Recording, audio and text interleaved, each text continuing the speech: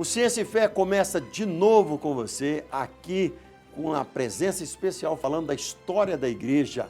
O Ciência e Fé é um programa que tenta te esclarecer algumas dúvidas na teologia, na filosofia, sempre com enfoque cristão. Tá legal? Eu sou o pastor Silvério Pérez, daqui a pouco trazemos o nosso convidado.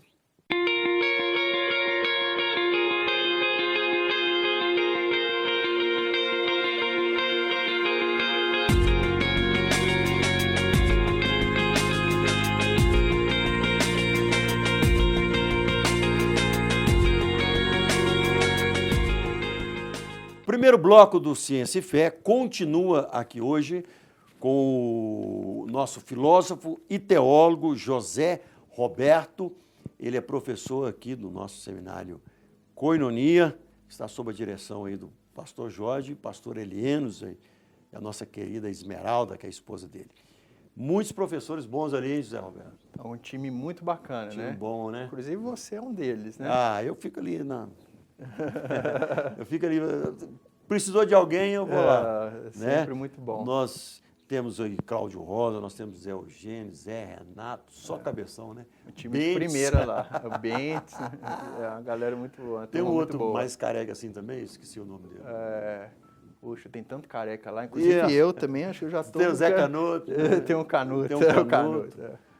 Então, a galera só cabeção. Olha, essa turma aqui para conversar com vocês, o cara, né, tem que estudar mesmo. Mas nós falamos muito sobre Inácio, né? No segundo, depois da morte dos apóstolos. Mas esse cristianismo expandiu no Império Romano, né? Ele saiu de um pequeno grupo de pessoas e se tornou uma religião oficial do Império.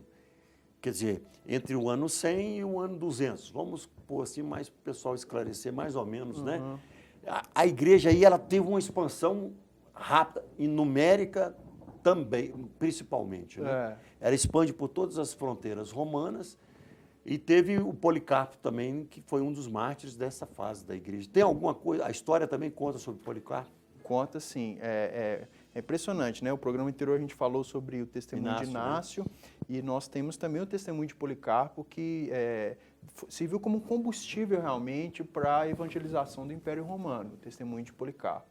Policarpo já era um senhor de idade, né? Já com mais de 80 anos, e aí ele líder, né, da igreja de Esmirna, na Ásia Menor, e ele é então levado para o martírio também.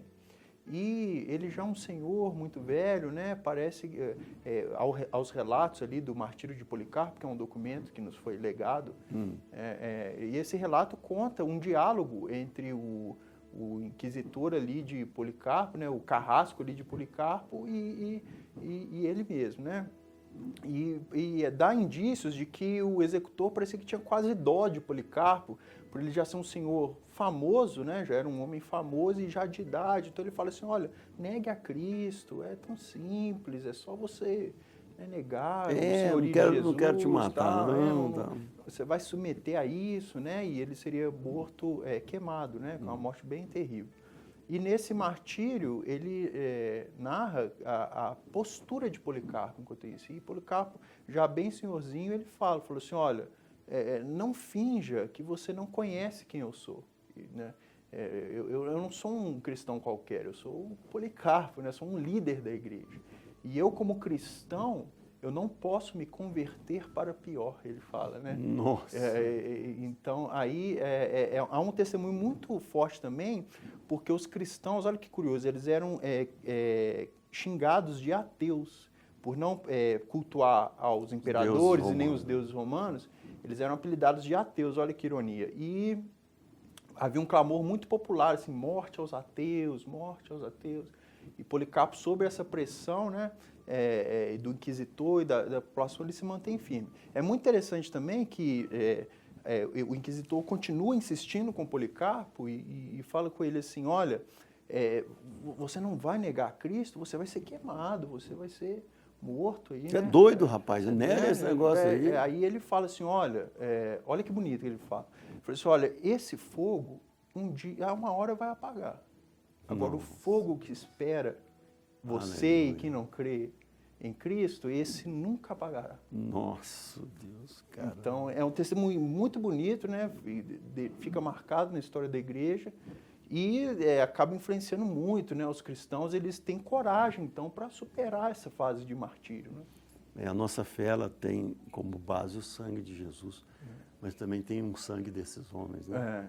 Nós trazemos hoje, esses homens morreram para que a igreja continuasse também, né? O Tertuliano de Cartago, no século III, ele fazendo uma análise, né? Do século II para o século III ali, ele faz uma análise do martírio desses homens, ele fala, ó, o sangue dos cristãos é semente, ele fala. Então, o sangue de um cristão é derramado no solo, ele brota e gera novos cristãos. Então, um cristão gera 100 mil cristãos. Então ele fala assim, isso é uma atitude assim, de provocação ao império, né? Que ele fala assim, olha, pode continuar perseguindo, pode continuar matando, pode matar, né? O sangue dos cristãos é semente, um morre, vários nascem. A gente vê, que eu dei muito tempo aulas de Império Romano, mesmo que era a história secular, não era história da igreja, mas não tem como você falar de Império Romano sem falar do mártir, né, dos mártires cristãos, e como que isso fez com que a fé expandisse mais. Então isso é extraordinário, né? Ao ponto de, já avançando do século II para o III, né, chegando até o IV também, a gente vê ali no início ali do século IV, o Império Romano praticamente sucumbe ao cristianismo, né? Constantino, ele se declara cristão, né? Você tem uma série de éditos ali, né? Desde do início, 311 ali, você tem édito de Galério, depois o édito de Milão, que autorizam o cristianismo. Né? Mas antes de Constantino, até o concílio de 326, né? A gente tem desponta algum cristão depois de Inácio Policarpo? Nós temos ali no século, entre 200 e 300 a.C., desponta algum? Sim, nós temos vários vultos assim, fantásticos, né? Passada essa fase de perseguição, né, a igreja a gente tem, por exemplo, Irineu de Lyon, que possivelmente... Começo do século III já não havia essa perseguição. Né? O século III ainda tem perseguição, finalzinho do século III, século IV, as perseguições vão diminuindo, né? Você falou... Mas martírio foi mais no século... Os martírios famosos... Tiveram vários martírios, né? Talvez grandes líderes, assim, pelo menos de cabeça aqui, grandes líderes que marcaram essa fase em termos de testemunho cristão através do martírio, foram esses, né? Houveram outros cristãos que testemunharam de outra forma, né? Irineu de Lyon, por exemplo, foi um grande intelectual da fé ainda no século II. É possível que ele tenha morrido como mártir também, né? Mas foi um grande intelectual. Orígenes de Alexandria, Clemente de Alexandria. Considerado um dos grandes pensadores cristãos, Orígenes. Talvez Orígenes tenha sido o maior intelectual de todo o terceiro século, né? Alguns historiadores chegam a dizer isso, ele é realmente um gênio, né? E ali, então, depois dessa expansão toda, vem a crise, o Império Romano já começa as suas crises de expansão, né? Invasões bárbaras, tem a conversão de Constantino. Exatamente. A conversão de Constantino vem nesse processo de evangelização do Império, né? Então, Constantino é uma discussão muito grande se ele realmente converteu ou usou, não, né? O cristianismo. Né? Então, mas o que acontece? Ali no século IV, então, Constantino se converte ao cristianismo e aí é fantástico, né? O imperador é cristão. Se há pouco tempo atrás ali o pessoal estava perseguindo os cristãos, de repente o imperador se torna cristão. Aí há discussões históricas muito grandes, né? Se isso foi bom, isso foi ruim. Né? Existe essa polêmica, né? Se foi bom ou ruim. Na verdade, foi bom pontos por um positivos, lado né? e ruim eu imagino que se eu fosse cristão na época, eu iria vibrar, né? O imperador se converteu, a perseguição acabou, o cristianismo Vamos viver o nosso cristianismo, mas a qualidade que a perseguição traz, essa realmente é só ela que traz. Exatamente, né? Parece que a perseguição ela acaba ela purifica, mesmo, né? Ela afunila, purifica. A gente tem isso hoje no Brasil, né? Eu não sei, eu converti em 1981, com 20 anos. Era muito difícil ser cristão. E eu vim do movimento. Quem era cristão de verdade, era coisa genuína, né? Você não, né? Normalmente, assim... Principalmente eu, que vim da contracultura hippie, do rock, da filosofia oriental, de toda aquela da contracultura hippie dos anos 70, que permaneceu nos anos 70, do rock and roll, de droga, sexo e rock and roll, e toda aquela cultura.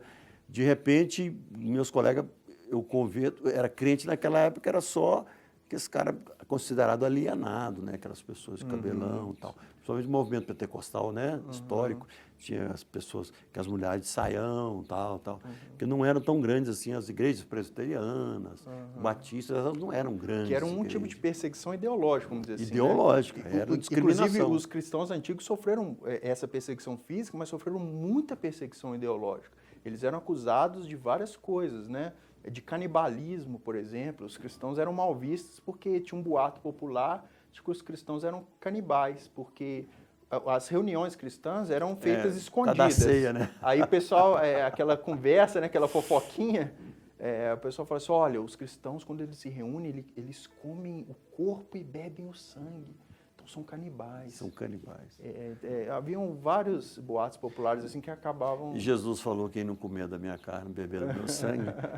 Mas aí eu estava falando, né, só terminando aqui esse primeiro bloco, então a gente passou uma fase de perseguição no Brasil. Hoje está na moda ser cristão. Mas com essa moda também vieram os exageros, e toda essa coisa que está aí na mídia, que às vezes que leva um cristianismo sem responsabilidade. Mas vamos para o segundo bloco, o nosso filósofo e historiador aqui, o professor José Roberto, vai estar falando mais conosco. Fique conosco ligado, no final a gente tem uma oração, você é o nosso convidado para aprender mais e aprendermos juntos. Ciência e fé. Tchau!